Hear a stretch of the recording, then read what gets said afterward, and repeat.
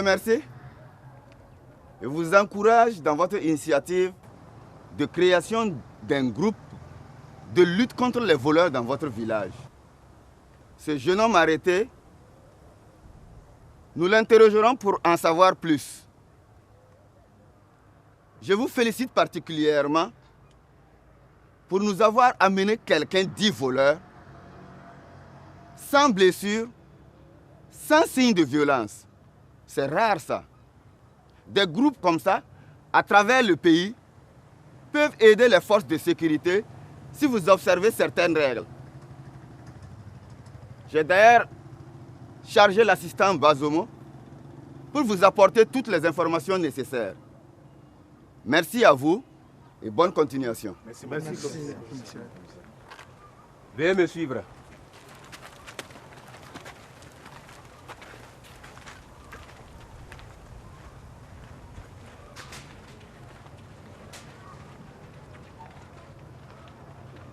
Le commissaire m'a chargé de vous informer sur les règles à observer dans la mission que vous êtes assigné.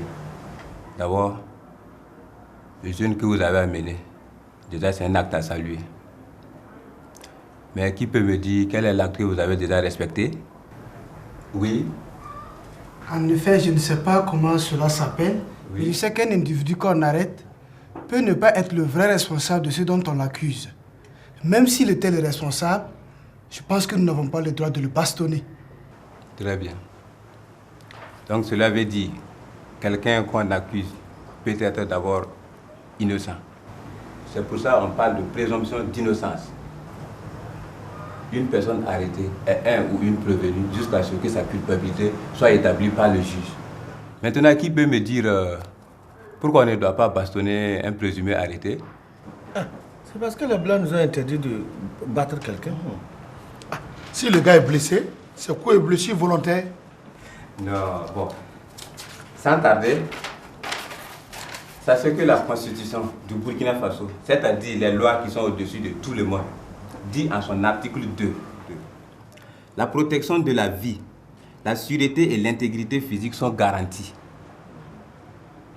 Vous voyez, sont interdits et punis par la loi l'esclavage, les pratiques esclavagistes, les traitements inhumains et cruels, dégradants et humiliants, les tortures physiques et morales.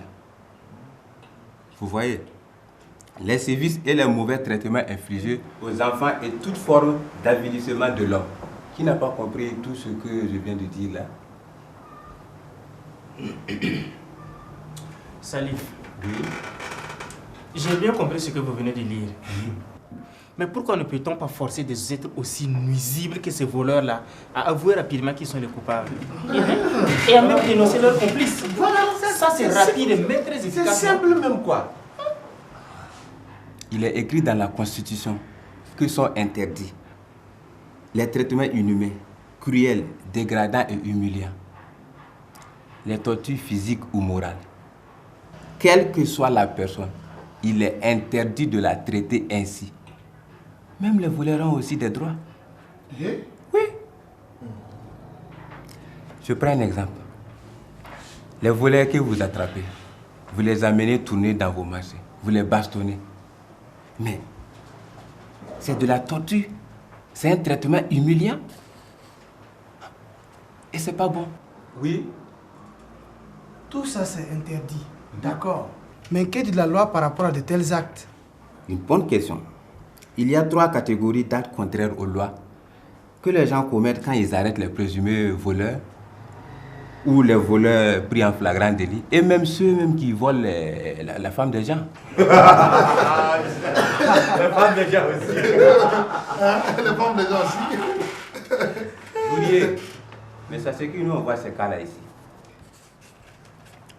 D'abord, la première catégorie, ce sont les coups et blessures volontaires. Parlons de coups et blessures volontaires. C'est-à-dire les coups portés à main nue ou avec un instrument, genre les machettes, les goudins que vous tenez là.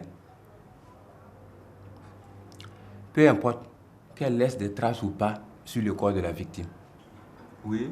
Évidemment, je demandais quelles sont les peines prévues à cet effet. C'est l'article 327 du Code qui punit ce délit contre les personnes. Il est écrit « est puni d'un emprisonnement de 2 mois à 2 ans et d'une amende de 50 000 à 600 000 francs CFA ou l'une des 2 peines seulement. Tout individu qui, volontairement, fait des blessures ou porte des coups ou commet toute autre violence ou voie de fait. » Je m'arrête à ce point. Donc cela veut dire qu'on ne doit pas bâtonner un voleur, sinon on est puni. Très bien, Madi. C'est ça. Nous avons parlé des coups et blessures. Maintenant, nous allons parler de la torture. La torture est constituée de tout acte ou omission par lequel une douleur ou des souffrances aiguës, physiques ou mentales, sont intentionnellement infligées aux personnes au fin notamment d'obtenir d'elles ou d'une tierce personne des renseignements ou des aveux. Je ne vais pas rentrer dans les détails. Je reste dans le cas que Salif m'a posé sur les méthodes barbares que certains emploient pour faire avouer des vols ou des délits. Donc on ne doit pas fouetter un voleur pour le faire avouer quoi? Non. Toute déclaration obtenue par suite de torture ou de pratiques assimilées ne peut être utilisée comme élément de preuve dans une procédure. Sauf, je dis bien sauf, pour établir la responsabilité de l'auteur de l'infraction. Ce qui veut dire que c'est l'auteur de la torture qui sera puni. J'espère que tout le monde a compris que nous ne devons pas torturer les gens. Hé, tais-toi là-bas. Tout le monde comprend français ici. Calmez-vous. En ce qui concerne les peines de la loi numéro 022-2014 votée par l'Assemblée nationale, il est stipulé à l'article 5 est puni d'une peine d'emprisonnement de 3 à 5 ans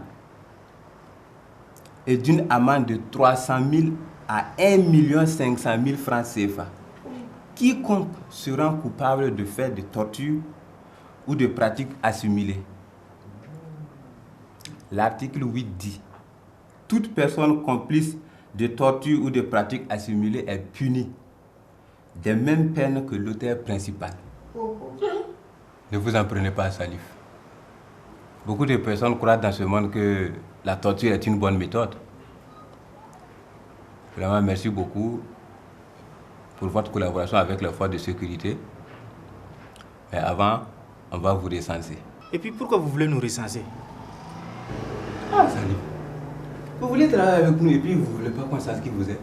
Et si on a besoin de vous demain pour vous donner des missions, comment va-tu, jeune? Ouais, c'est vrai. Ça, c'est ça. Bon, d'accord, donc on y va.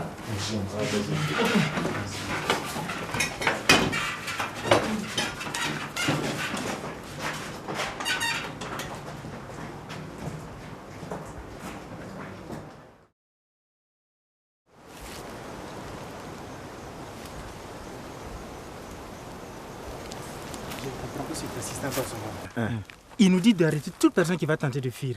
Il ne dit pas c'est qui, ni avec quoi il faut l'arrêter. Vraiment quoi? Et si cette personne est armée? Ah, vraiment. Ça, c'est un boulot de... C'est sûrement une opération secrète, vous pensez pas?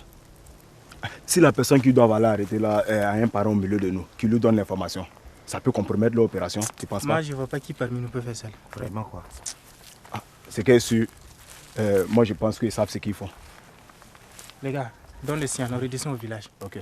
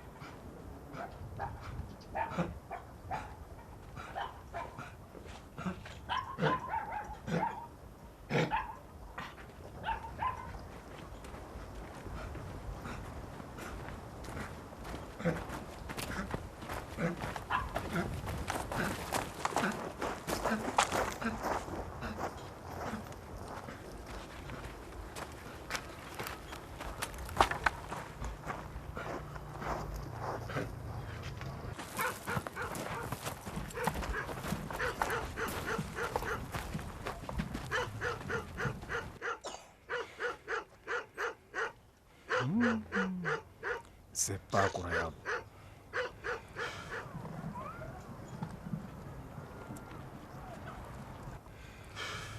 J'ai envie de rentrer sous la terre. Quelle honte!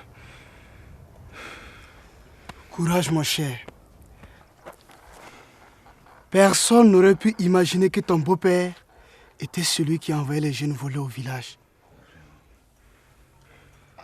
Ça là, si c'était au moment où on continuait de battre les voleurs là, c'était sa mort. Non. Salif, tu vois, ça n'arrive pas qu'aux autres.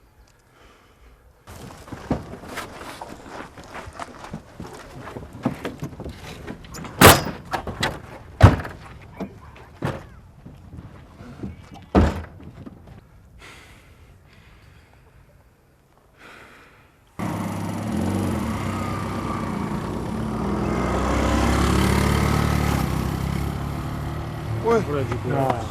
Courage. Non. Courage.